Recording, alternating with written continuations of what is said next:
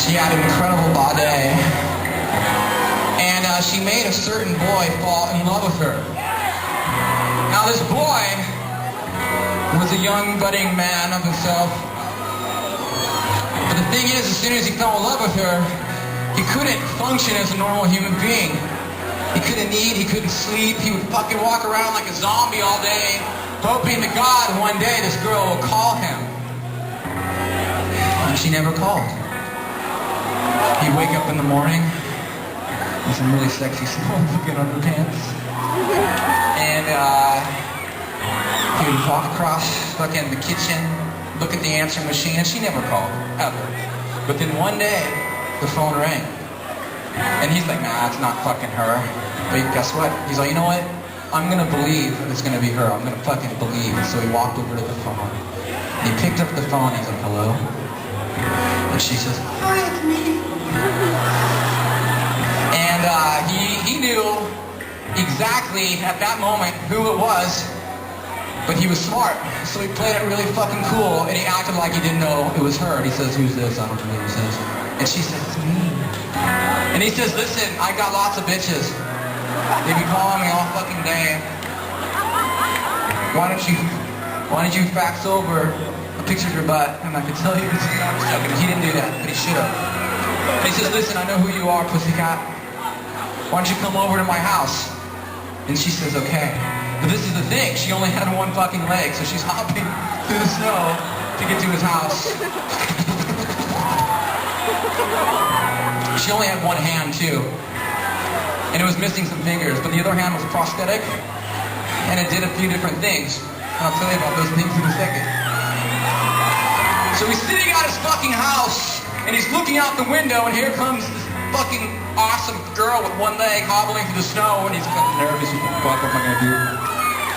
So he decides to take his shirt off like this.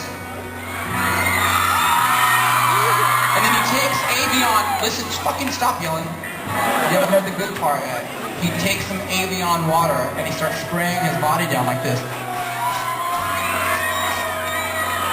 And he figured, hey, he's like, fuck, if my chest is glistening with moist liquid, and if his lines right here are showing like Brad Pitt,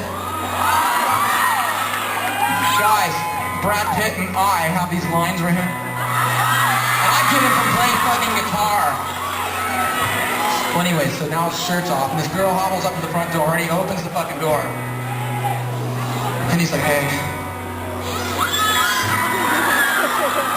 And she leans in, but she's careful because she's got one leg, so she grabs something, and she leans in. And she kisses him on the lips like this. Excuse me.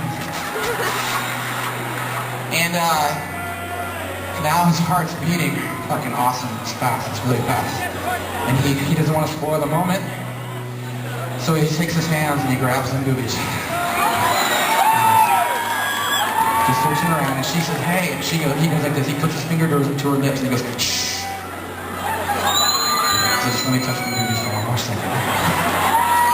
And then she takes off her prosthetic hand, and she hooks it up to a car battery, and it starts to vibrate like this. And she sticks it inside of his pants. His pants are fucking jiggling all around.